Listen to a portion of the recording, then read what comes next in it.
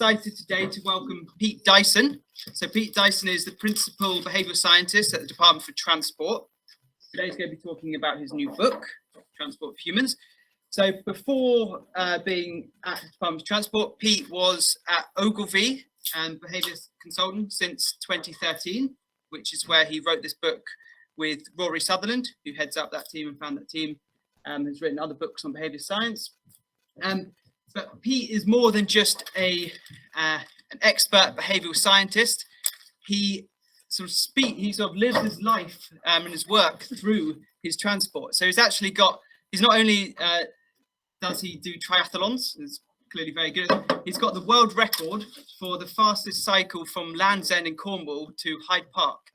Is that correct? Achieved this year, 11 hours and 49 minutes, which is certainly, I think, probably faster than you can get there by train, I imagine. Really? So very, very impressive. I think possibly maybe on the lower ends of Pete's accolades, but one which is quite important to me is Pete's actual talk a number of years ago at the Conservation Optimism Summit was kind of what inspired me to keep going in behaviour science. And I ended up working with Pete for a little bit during my PhD at Ogilvy. So thank you for that. So today Pete's here talking about his book, which he wrote in a personal capacity. So it's not part of transport policy necessarily, although perhaps it should be, but we can decide. And it's all about transport of humans. So we're nearly there yet? I went to the book launch on Thursday, and I've started reading the book already. I'm about a third through. I can affirm that it's excellent, and the talk was excellent. I think you're in for a treat this afternoon. So over to you, Pete. Great. Thanks so much, Zach. It's great to be here, and it was great to be here 3 or 4 years ago as well, giving a talk of what we did at Ogilvy, but now in a different capacity. It's a special time. The book, subtitled Are We Nearly There Yet? The book is new to you and new to many people, but having worked on it for about 5 years, trust me, it's a question I've been asking myself for quite a long time. And as someone that's inclined to cycle a long way as fast as I can, I also find myself asking, am I nearly there yet? An awful lot. So in the time that we have available, I'd love to spend 25 minutes or so giving you a tour of the book. It's split into 3 different parts. Probably concentrate a bit more on part 1 as a scene setter. And then really keen to hear from you as a sort of discussion and Q&A, primarily on sort of what can the role be for behavioural science, behavioural scientists in this big reshuffling and evolution of transport that is, both imminent, in process, and as I describe, very much needed. As I say, the book is split into 3 parts, and it's tried to set itself up as a primer. So there's many audiences for this piece of work. I hope that it's engaging, and it's great to hear Zach has got himself through the first third. But it's assuring that my dad managed to get through to the conclusion, and I think that general audience of people that might be interested in it there is this wider swell of people that are just fascinated in how transport works, what's going on. Something that extends even further than the engineering of just the exciting role that it plays in our lives. I would say, as a piece of impact, I really hope it's read by transport professionals, people within policy and decision making in public and private sector, especially as behavioural scientists. And I hope there's some things that we can all learn from this. So the journey I've been on in researching it has meant that it's sort of packed full of studies that I wouldn't otherwise have come across, and that I'm really excited to share with you, because there's a whole realm of particularly perception as well as choice that we can go into. Well, when people travel, they go by many names. They go by drivers, passengers, customers, and increasingly as pedestrians and as cyclists. But ultimately, as we all know, we're united by being human. And being human itself comes with a whole set of colourful mix of instinct, of desire, of following social norms, of habit, and much more around us on sort of social influences in the environment that surrounds us. Now, this is true of all walks of life, but transport has some particular peculiarities, which has meant for centuries now, not just in the past decades, we've been treating each other as entirely different beings. 2 different beings, and I'll talk to you about the first, which is we're inclined to treat people as cargo, and there are good reasons why that would have its genesis from the origin of transport, which, let's face it, requires engineering first and foremost to make things go. You need engineering to build the transport, and many modes of transport that we take for granted today originated not as people movers, but as freight movers. Planes, originally a military weapon. The Boeing 747 was actually a freight aircraft to begin with, hence its sort of front-loading sort of nose. Many tunnels that we use were primarily to connect freight and much more. So what we find ourselves is the engineers primarily will lead the conversation, and engineering requires a set of quantifiable metrics of speed, of journey, of capacity, of efficiency that govern how things happen. And that inclines ourselves to think of the sort of purpose of transport as the very efficient movement of people from A to B, hence the inclination to treat people as cargo. All that would be fine if people were like cargo, but unfortunately, people have feelings, and people's feelings determine how they not just choose how to travel, but how they experience that transport. So I'd like to pose an interesting question for you today. Considering we're not cargo, you get the chance to choose your route along the way. Consider a trip from Liverpool Street Station to Victoria Station. What route might you choose, and also what route might you expect people would choose? If anyone's feeling bold suggestions, Ben? To King's Cross, then Circle Line. You're going to go up. I've blurred it out to make it a bit trickier. You're going to go up to King's Cross and down. Okay. Oxford Circus. Yeah, you'll go to Oxford Circus and then change to the Victoria line. Circle Line all the way from Toby. Yeah. Circle Line. Okay, very good. Very good. Now, this was a question that was broadly unanswerable and is emblematic of many other transport questions where we simply don't know. Okay, so we know people tap in and tap out, and it's even then it's remarkable that within the London network, people are tapping in and tapping out. But that tells you really nothing about what's going on underground. Fortunately, through almost by happen chance, the Wi-Fi routers that are used on the platforms act as little honing spots, and TfL in 2017 used this opportunity to study where people were going when they went underground. So what a clever mix of your phone picking up the Wi-Fi network along the way and tracking where people moved.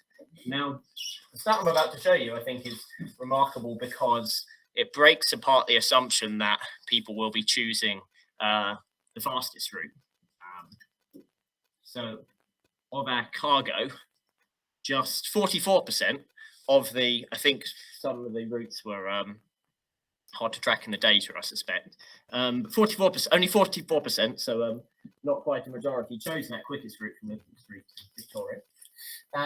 Some 26%, so Hugo was in good company there, took the more leisurely, I don't know about scenic route, but along the Circle Line. And then further, can you imagine we had a few going up to Euston Square and changing. We didn't have King's Cross, and then some that seem to have got the Central Line abandoned a little early for most, although maybe they wanted to experience the joy of the Piccadilly line and then take a one stop down. Again, this is much more insight than we might previously have, but it struck me as very interesting when researching the work for the book that a lot of the data on transport and how people use it is effectively cargo data. It's really a snapshot in time, cross-sectional data that says, here's how many riders we had, here's how many users we had, here's how many cars or vehicles were on the road. So, for instance, you wouldn't really be able to answer the question if you wanted to, how many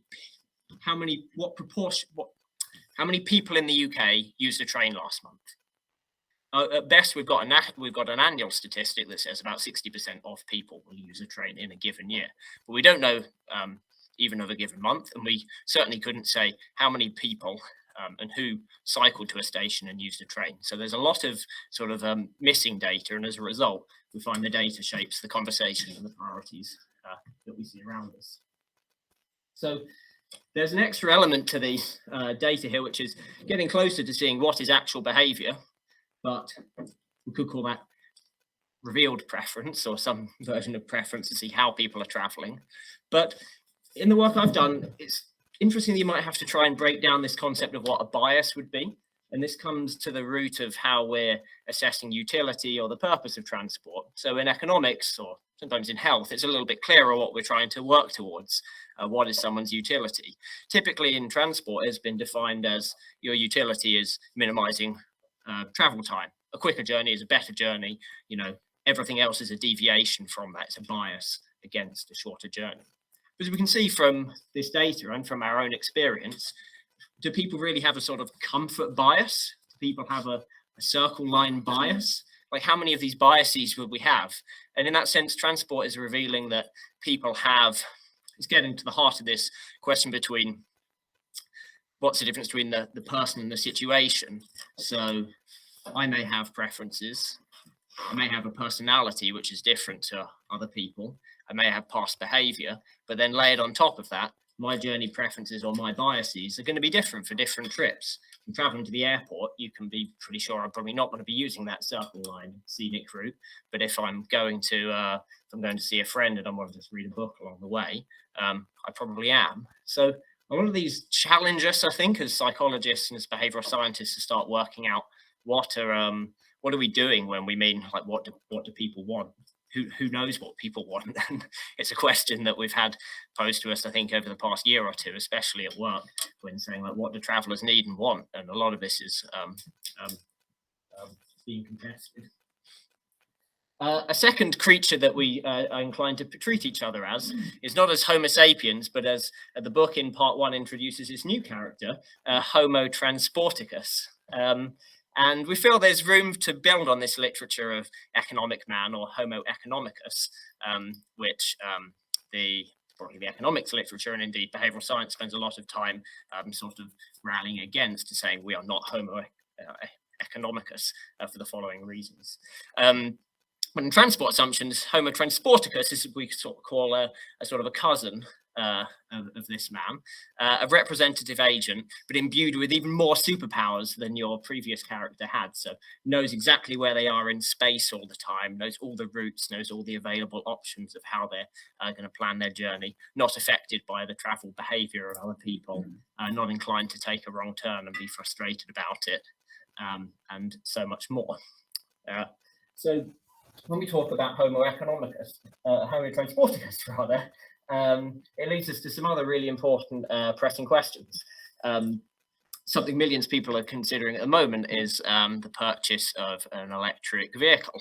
Now, there are a lot of assumptions about electric vehicles, and a lot of biases along the way too.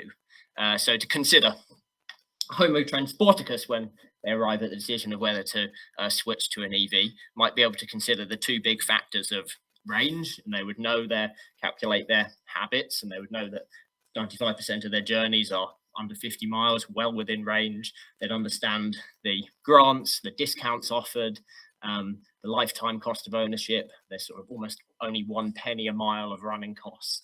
And they could run all this through and decide what's good for us. But we all know ourselves, and yet it's hard to get across that Homo sapiens are driven by a much wider set of forces.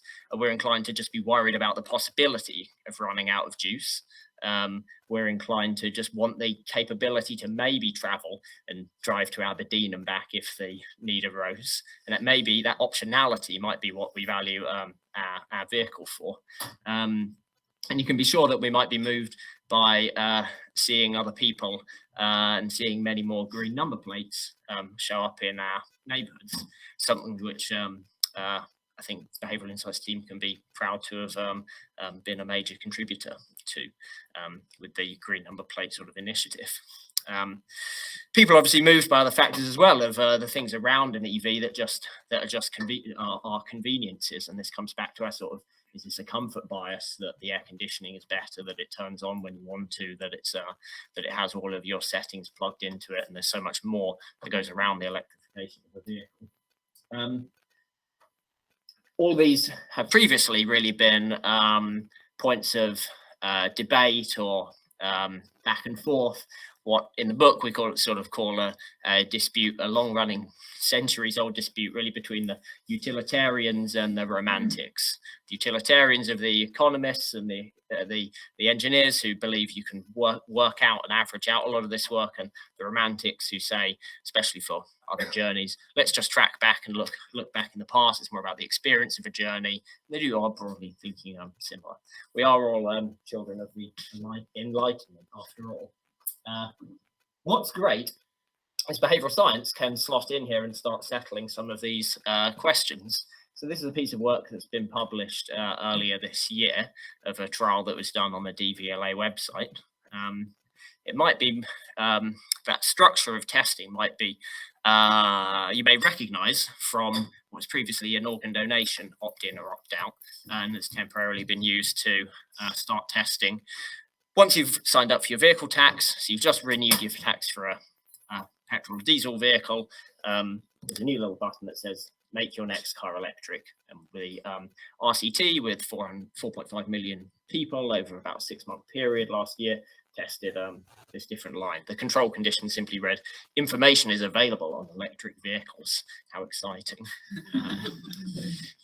Whereas other conditions, and probably don't have time to go through it all now, but let's just hope that's sort of a teaser to go away and read the study in full. Through behavioural insights, generated different conditions around affordability. So this sort of 1 penny to mile to run. I'll go through some others that are on the more rational end of things. The ease of charging, that you can charge it overnight, the way in which public charge points have accelerated and they're more available than ever. And then, as we'll see, some health, environment and social norms conditions. The results of this study have been influential in both finding out what might be best to put on that website, and I think that's quite a narrow and kind of interesting concern. And that's kind of cut to the heart of what an RCT is. It's good to optimize that domain, but what does it tell us about behavior? And as we presented this to other people and other transport professionals, it has raised some eyebrows as to what worked and what didn't. I probably wouldn't be standing here today and showing you if it turned out that affordability and ease of charging, they shot through, they broke all records and they smashed it out the park. Any guesses for what you think might have been the top performer, without being able to guess the complete distribution? I can tell you the click-through rate is broadly about somewhere hovering around the 1% mark. That's something about 1 in 100 people click it. The highest performer was the Are You Ready? And it's quite hard to pick that one apart, and I'll get to that later. But of the control condition, performing statistically significantly worse than the control was telling people about availability of charge points and telling about the ease of charging and just about telling them about how cheap it was to run. Some of these are confounded by the length of the descriptions you see. Some of these are upwards of 20 words, and the other is 6 words. But nonetheless, you're seeing some pretty significant differences. What stands out to people, or measures of similar length, the number of deaths caused by air pollution, the number of the 6,000 new drivers per month, the importance of emissions, and this Are You Ready one, which when was tested was where it was more up for debate about when the phase out of the sale of new ICE vehicles was going to be. But goes to the heart of people's buying decision is based on their horizon and what they think is going to happen in the future. So all of these are sort of deviations from Homo transporticus. Now, a way in which we can overcome some of these challenges, we introduce another term called innovations. And this is something Rory has talked about and something that would be familiar to you, but I think hopefully is helpful in a more technocratic, more engineering, more innovation-led sector like transport, where we're inclined to look for the next big thing in tech that might make it move faster, be connected faster, and many other things. So innovation is the creative application of psychological insight and tools that are already available at our disposal to solve everyday problems. And this is crucial. The technological innovation isn't solving entirely on its own. So a marriage of those several domains. So what do I mean by innovation? 3 very quick examples of innovation that's happened in the past, and some of the parts of the imagination that are captured by transport is some of the optimism we might have is we've done a lot of great stuff before, sometimes by psychologists almost centuries old, sometimes by designers and people who are applying user centricity. So in the first instance, it's startling that the Victorians varied the tiling on the underground stations in order to make those stations distinctive, knowing that people were not always literate and that it would enhance people's ability to get off the train at the right point. Any guesses for what station this might be? What do you see in that image? In the chat, It's a Brixton, yes. Thank you, Lucy. Yeah, pile of bricks for Brixton. And they all have a distinctive character. And if you're an aficionado of transport, there's also a great history of architecture on the underground system, and in many countries indeed. None more so than Moscow, which I have not visited, but I understand to be a very grand metro line, now with new trains. The interesting thing about Moscow, which is more of an innovation, is that you'd be able to tell simply by stepping onto the train, probably for the second or third time, not for the first time, whether your train was going to be going into the city or out of the city. And the reason you'd know that is because the tannoy announcements into the city are given by a male announcer, and the ones going out of the city are by a female announcer. It just strikes me as a very creative and clever use of a psychological ability we have, which is layered on top of this information of what the thing is. We can also determine tone, and in this case, we can differentiate between genders. Car parks have sometimes a similar thing. Instead of labeling all the rows A, B, C, D, F, G, they call it the seagull layer or the giraffe layer, knowing that those things are more memorable, and why would we want to just use letters? You might think that gates at an airport could be similarly humane, but unfortunately they tend to just go gates 1 to 27. No prizes for guessing where you are. Thirdly, an interesting piece, again, a place I would love to visit, but I haven't had the opportunity, the Tokyo Metro, which uses distinctive jingles for each station on its underground line. And those, so they will be composed to the character and traits of the neighborhood, and they will be optimized for a particular length of time. So the person that's composed them has optimized them for about 7 to 10 seconds, knowing that that length of time engages the passengers and both helps them get off, but clearly also builds a culture and a meaning around these stations. We hark back to our previous example of the underground map, and this is Harry Beck, who was the, let's say, the inventor of the modern map, which moved from a topographical map with a whole messy set of curvy lines to the more schematic map that we see now, that's been replicated the world over. There's some very interesting facts about the map. I'll make a quick deviation that I can't resist. It's been found with a study in Santiago in Chile that people have a bias towards lines that are vertical and horizontal. They call this the angular cost of decision making. So people don't like cutting across the diagonal, and they're using this, even though not topographically accurate map, they're imposing some of their own perceptions of where to travel, and it is one reason in that city that they find those lines used more than others. We just track back quickly to a recap, since this is sort of the end of part 1 of the book. A break away a bit briefly.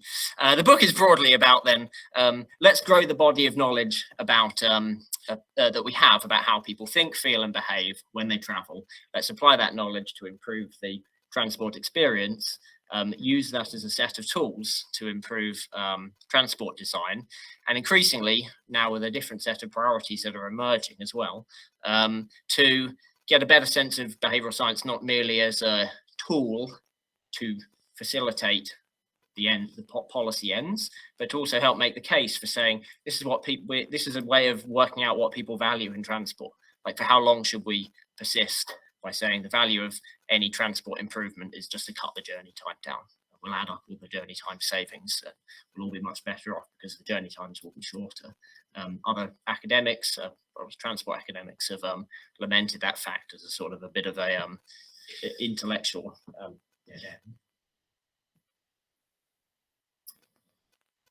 Other times I might share lots of statistics about transport before the pandemic and after the pandemic.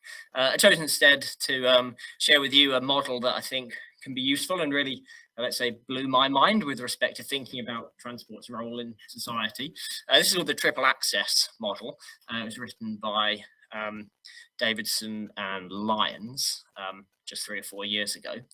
And it pits transport, which is really in this bottom left corner, of physical mobility, alongside spatial proximity, so land use, where stuff is, whether you've got a cafe around the corner or your place of work around the corner or your friends live around the corner, and digital connectivity, something we're all very familiar with, but telecoms obviously go back further from simple landlines to mobiles to much more. It says all these 3 things are really tools and that people use to get the job done of access to people, goods, services, and opportunities. And as I progress to the next slide, this in a nutshell is the coronavirus pandemic. Let's find out what happens when one of these nodes is constrained, restricted, or cut off entirely, physical mobility, and see what happens. It's a cruel experiment and not one that we would never want, no one would ever have wanted to do, but it shows that in this triangle, in this model, you see a lot more move towards spatial proximity, so people clearly staying local, discovering what's local, building new habits around what's local, and then emerging digital connectivity among those who already used it and those who are new to using it. Interesting fact that I've found this year is that the growth in online grocery shopping has been done vastly by the majority of people who already were using online grocery shopping pre-pandemic. So while there's been more new users, the growth in that market has come from previous users. Now, we're on part 2 of 3, and trust me, I don't have time today. I'm a short amount of time to go through all of these. It would be brilliant to give you a quick tour. So part 2 introduces all these big issues that we face at the moment, and the choices that that any given traveller will have. So I think it needs to start with how will we get there, which is predominantly a chapter about mode choice and about why cars have a sort of royal flush of biases or preferences in their favour at the point of decision making. But they're all stacked up front to make it really easy to choose car to begin with, even if car has some of the pain points at the end, not least the parking bit and the getting stuck in traffic bit. There's chapters on maps, on ticketing, on delays in queues, travel habits, and finally a piece where we may be able to think of travel more as a skill, one that can be learned and honed. And if we thought of travel more as a skill, where might that lead us? There's a big point I would want to make without being able to dive into each of these chapters, and it's to think about how we as psychologists and behavioural scientists can help on the battle, or I shouldn't say battle, help on the sort of journey to get people to think about designing for perception first and reality second. This is something Rory's talked about in several domains, but it's extremely true in transport.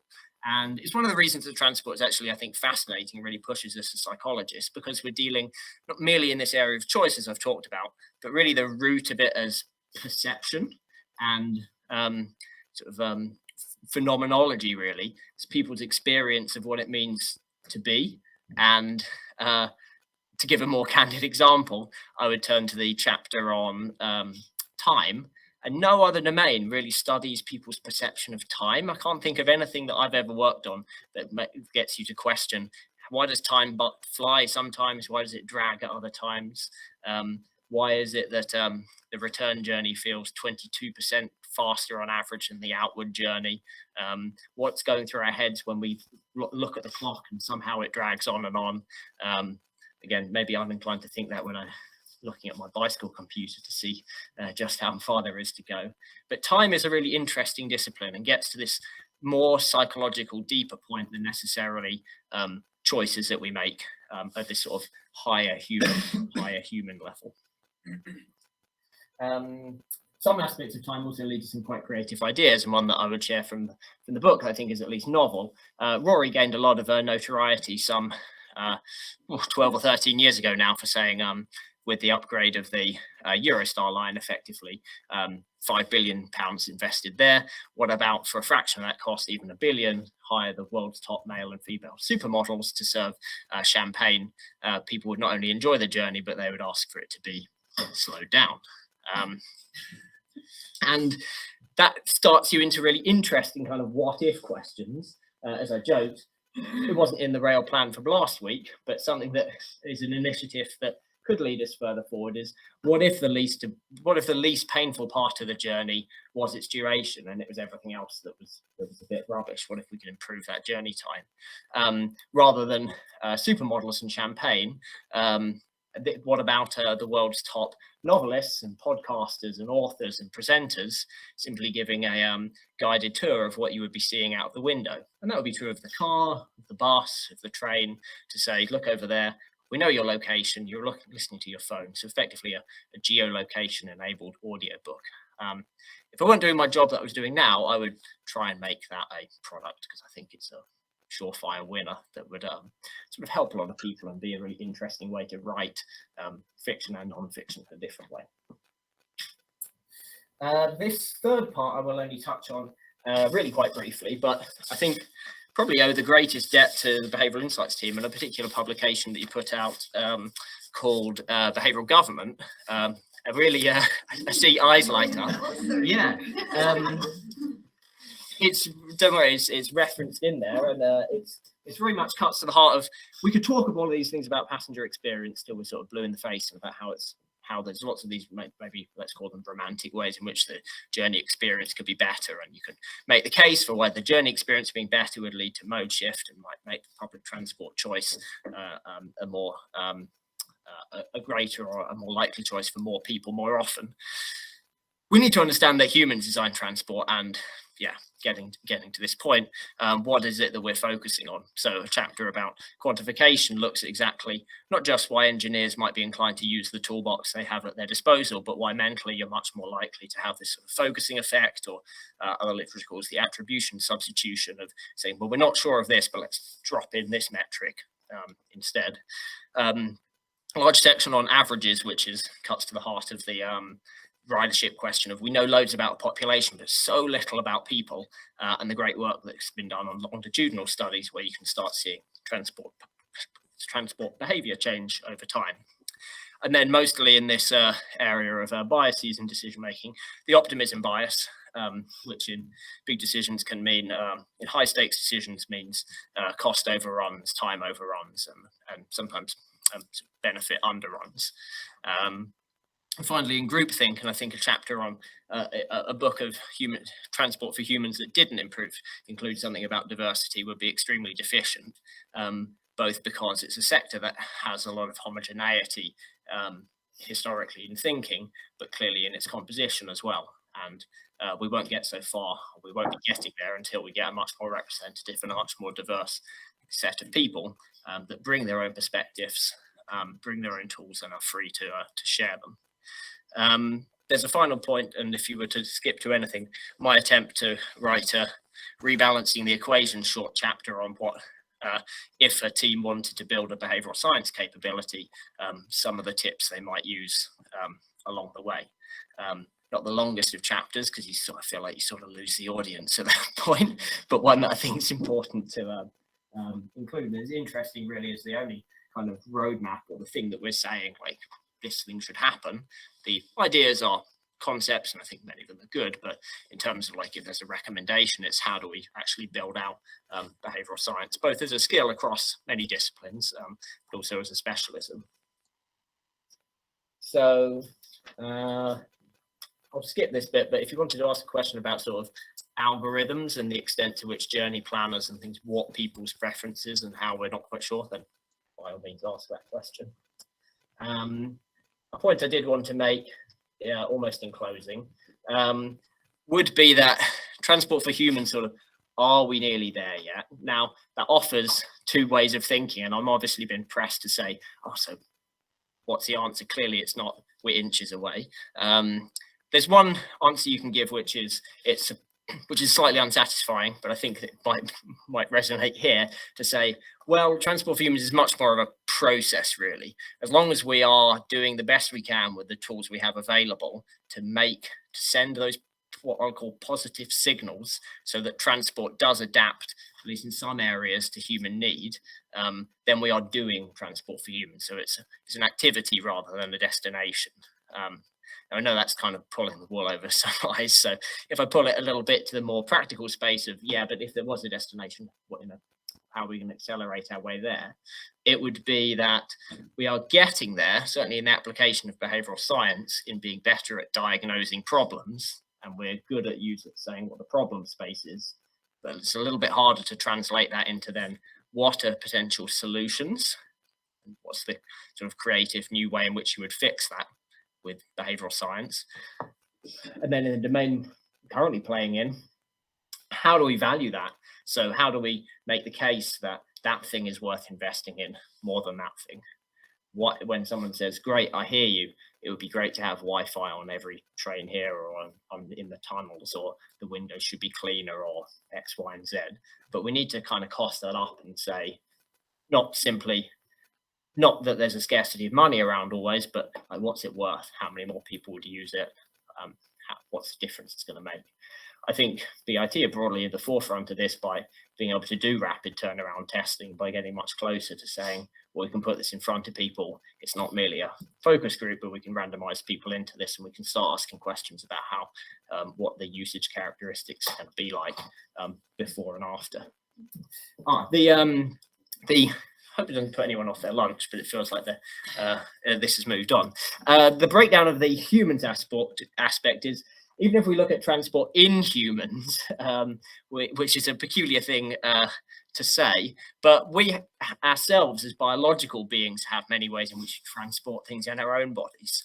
We could probably learn a few lessons from that system.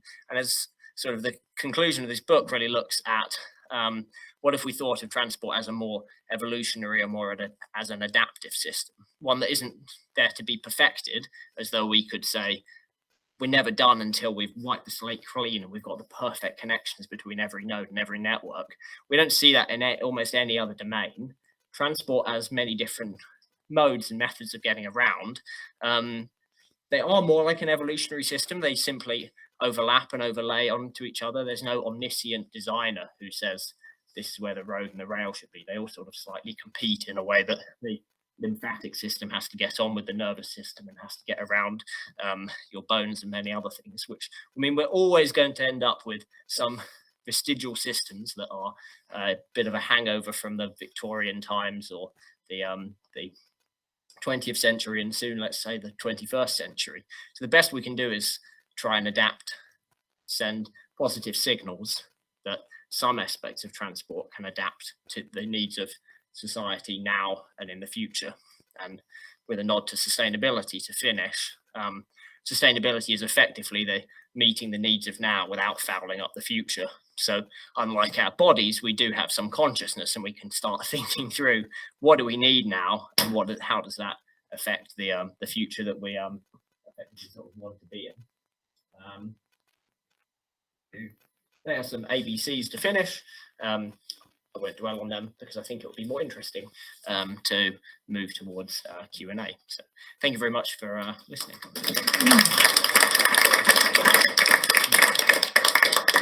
Thanks very much, Pete. And before we go to questions, I just want to say, you've given us an abundance of reasons for everyone to go out and get this book. One more, it's the only way that you'll find out why Concorde truly failed. Okay, thanks. Okay, let's go to the floor. Should we go to the floor first if there's any questions? And people pop them in the chat and we'll go to the chat next. Ida, was that a hand? No? Maybe Yeah. In your opinion, which metropolitan city has the best public transport system? Okay. In my humble opinion, I think it's London, hands down, really, yeah. But it's such an origination bias that I feel like I know it inside out. Other contenders would probably be those that like smaller cities like an Oslo, a Helsinki, a Copenhagen. But there does seem in transport planning to be this difference between the sort of the mega city and what you can do when you're like 3 million, 5 million plus, and what you can do in a metropolitan area that's smaller. And there is this sort of like shift in what's possible. You're ultimately going to need some big roads somewhere in a really big city to move some things around. But if I was moved, I would stay with my hometown. What's your answer? My answer, Yeah, I would probably go with Barcelona, nice. Yeah, but it's much smaller than London. So it is. And Barcelona is developing interesting the superblock system, which is of great intrigue, which is a version really of this 15-minute neighborhood, which obviously captured a lot of imagination, partly for that node on the network being people are suddenly looking a bit more like, why isn't stuff more local to me? And their super blocks, yeah, is this way of, they've got a very clear grid system and what can they put into these fairly sizable blocks. Yeah, thanks for that question. We've got one from Toby in the chat. Toby, do you want to speak up? Thanks, Zach, and thanks, Pete. Good to see you. Thanks so much for coming in. I assume you can hear me okay. Yeah. Great. You So sound yeah, like I sound like what, sorry? like God, you're coming through the ceiling. Excellent, thank you. So yeah, I really appreciate the premise of the book as sort of taking a step back and I guess asking questions around what people truly want in their transport system, not just moving themselves as quickly as possible, but a host of other preferences as well. But I'd appreciate your views on maybe an even more fundamental framing, which is that people don't necessarily want to travel per se at all, right? They want to eat, they want to get an education, they want to earn money, they want to be entertained, they want to socialize. And in a sense, it's sort of happenstance that has required us to move our body from place to place to get to work, to get to the shops, to get to the cinema, etc. So I'm curious whether you think a policy lens which predominantly sort of frames things as journey types, modes, transport infrastructure needs, and so on, rather than taking a truly holistic look at those human needs, is it sufficient? Is it the best we can do? Is it feasible to think more broadly than that? You know, how are we thinking about the future of work, the future of study? How are we linking policies around broadband infrastructure and so on to transport? And yeah, is there more that we can be doing there, or is that, you know, over ambitious? I think you're absolutely right. Yeah. You've got both an observation and a question in there, so I'll agree with the observation. To extend the question, so yeah, it is really on the nose, and it's surprising in a way that it's proved controversial to say that people might travel less or travel differently. There does seem to be a low-hanging fruit among the well, there isn't really data on the percentage of trips that people wish they didn't have to have made that year. It would be interesting to see what those percentages would be. There is obviously the idiom of like, oh, good, you've saved me a trip there, or I didn't have to do that, or I'll trip chain, as the jargon goes, and see a few things in one go rather than lots of journeys. I completely agree with you that many trips would be substitutable by other means. Historically, the only sort of stat working against that is this. It's called the Marchetti constant, but it's effectively, it seems like over decades and centuries, people will have a daily sort of travel diet of 45 minutes to an hour that they're willing to do. That has been built a little bit around the commute, but it does start asking questions of the amount that travel is fulfilling some amount of getting out the house or some outdoor stimulation. Clearly, you could achieve that by other means and other ends. The one other point I would add to that, I think could be great, and the book does cover some of the things we should work on, is let's sort out all the social world that's around travel that constrains people's choices. So why is it that we have to be so punctual about so many things that we build into the world? So having a hospital appointment that you must arrive at a certain time, having a workplace that must start at a certain time for many people. And that when you travel, if you're running late, it's always considered your fault. And that is a big problem for people choosing bus, but also walk and also cycle, that they don't get the opportunity to. We build these constraints around such that minimizing travel time becomes a necessity. And indeed, how do we get people to leave earlier, which is kind of the easiest way you could ever get somewhere sooner. So lots of interesting points there. Thanks for your question. Thanks, Pete. We've got a few. Mark? Eddie, it's nice to meet you in person. Yeah. If in 2023 bus and tube and train ridership was 50% lower than it was pre-coronavirus, would the Department of Transport see that as a good or bad thing? And does your own personal opinion align or differ from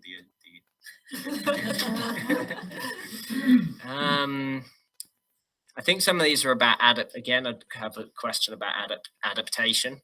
So the world does change around, and transport's always trying to been keeping up with the social world around it. So lots of transport is derived demand.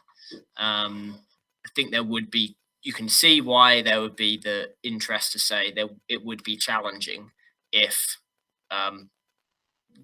ridership dropped for a long time, and that we weren't able to adapt the financial system, the economic system, and all the things around it to make that possible.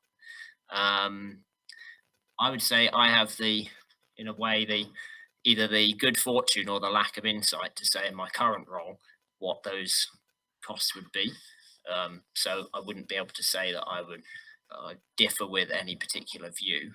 I don't think this is particularly controversial to say it's a big department with a lot of different modes, a lot of different sectors, a lot of different interests. So you might not find one homogenous view of that. Colleagues that work in accessibility, for instance, would be extremely concerned about the ability to meet the needs of all users, and that's something that's being worked on, I think, hard, and something that you wouldn't want to sacrifice alongside other adaptations. I buy that, but I also think that departments have a noticeable personality, which might be more obvious to people outside the department than to it. So does a transport department generally think of itself more like a waiter that's there to kind of serve the preferences that people say they want, or more like an architect, where you might personally think that cars are too popular, and I'm going to nudge you guys more towards taking public transport? I'm sorry for the follow-up question.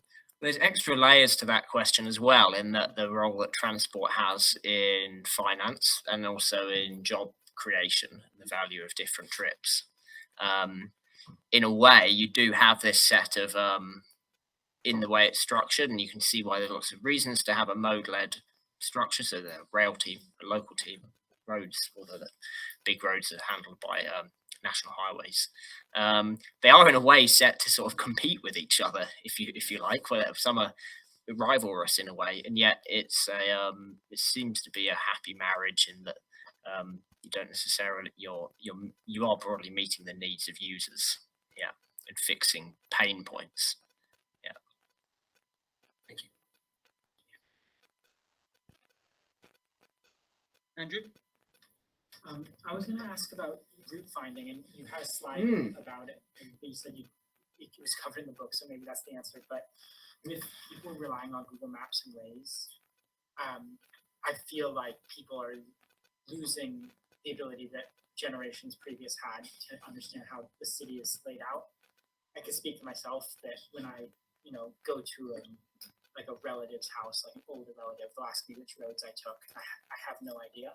And I find that an interesting difference in experience. Yeah. And I was curious what you think the implications of that are for policy and sustainability, or in generally the psychology around route finding and how that's changed because of these apps I just don't know how the city works. Yeah. And there is the chapter of travel as a skill gets to some of that, and the sort of extended mind thesis, which is this area of consciousness of, maps are sort of new and scary to us now, but there's stuff from years ago, the pen, the paper, even the paper map meant people didn't need to know exactly where to go. So we're way beyond the sort of Neolithic period there. So there's a loss of capability in some of these. A statistic that strikes me: London has seen an increase in vehicle traffic in the past 10 years, despite no increase in car ownership. And it's on the smaller roads has increased by 70%. 70% on smaller roads, coinciding exactly with the proliferation of smartphones and sat-nav that allows you to route differently. It's actually in many ways remarkable that there isn't more traffic than there is, and that's largely because vehicles now spread out more diffusely across our sort of capillary network, if you like. The big problem is getting a handle in the future on algorithms that make the best. Is it right? And this, I think, every behavioral scientist sort of hold their hand up and say, no, they aren't. This is a trickier question that we can answer to. Should the app be serving the best route for that person, the fastest optimal route for that person, or should it be making a judgment about what's most efficient and effective for that system at that time? So would the user find it acceptable to be routed down around a different way? That is something that happens in the rest of our lives. We might go to a restaurant and be sat over there rather than over there. Internet browsers and our internet choke down speeds at peak times, and many other examples. But thus far, the very consumer-led or user centricity does lead you down this route of saying, we just want what's best for that user at the time, even though it spoils the common good. I think that's going to be really interesting, and it's inspiring that at least CityMapper and some other organizations have spread that out into a more balanced menu of choices, where you're getting a set of what's a hassle-free route, or what's a rain-free route, or what's a reliable route, and many others. And I can't see a future where that isn't preferable to simply saying the thing spits out with absolutely zero choice from the user of saying, this is your route, and off you drive, or it'll self-drive you the way there. One more before time. You can go to David if you want for the last one. Yeah, David, wrap up. Right. By the way, some of this stuff is interesting around the relationship to memory and hippocampus. It's where the spatial element itself changes in this other way. But we had a session a couple of weeks ago with number 10 and GFT, just trying to zoom back a bit and encourage part to be more radical. You can just about extract out in some sense, maybe we shouldn't be running so many railways. So it's what it can do. But if it was really, instead of a Department of Transport, it's Department of Connection, we'll just take the 3-axis model, what would it look like? And maybe you want to just kind of conclude on going a bit crazy, beyond the sort of Rory, let's have supermodels. Where else do you think this goes to if we really step back from it? It does, of course, bear on Mark's point about architect versus just let preference emerge. What would be what are you going to whisper in Grant's ear about how the world really should be in 10 years and the missteps we're making now? I'll take probably it wasn't a question, but I'll take the easiest aspect, which interesting fact about the hippocampus. It finds that the London taxi drivers, they actually enlarges as their career progresses, and those that drive will have a larger hippocampus. So pretty biological adaptation that's kind of stunning to see. Then I shouldn't distract myself. The first aspect of your question was... Well, it's really basically the immediate thing is, if DCMS and digital was in with Department of what would you do? Would we give up on railways and we'd have autonomous vehicles and just more cars, and Department of Transport would be investing in Zoom, where would it really go to? Ideally, if it was a psychological reform. We could look to other countries for some of this. The book is primarily written from a UK perspective. But if you look at the title of some of the other transport ministries in other countries, there are some quite interesting names. I almost want to reach for the book and go to page something or other, 27 or whatever it is. I remember the French ministry is called, and this might be a rough translation, but the Department for the Ecological and Inclusive Transition. And transport sits what is in effective within the sustainability or the climate change department. So you can see pretty big move there, and it sits within alongside housing. You could imagine how departments could have a even closer connection. We are literally neighbours with the housing team, but could that be made even closer? Then with your question for thinking bigger, I think it is the social world that sits around it. And this was the answer to Toby's point about what are the things that create transport demand? Are they necessarily in the interests of all users? Something that as an individual you struggle to get your head around is the transport is a user, but they're not always the customer. When someone goes to work, the customer is their employer. When someone visits someone for caring responsibilities, the customer, if you want, the person that's generated that need is the person that needed care. something that is a big question is how much of our social world might adapt in the future, where given this is a global level and this is where sustainability is so crucial, everyone's starting to be scattered across the world. You have friends, family scattered in different continents. Like, how many people are going to live lives where they don't actually stay in physical contact with their parents or their siblings on an annual or multi-annual basis? So there are some bigger questions. You asked the most provocative one at the end of what might be whispered in ears. I genuinely think that it's more at this point about building the evidence about what works. And it would be the role of the civil service to, rather than say what good looks like, it would be to say, here's what we're finding works effectively to meet a set of needs. And how we appreciate the trade-offs, and as I said, what works for whom and when questions. Nice. Thank you very much, Pete. Thanks everyone for great questions and for attending.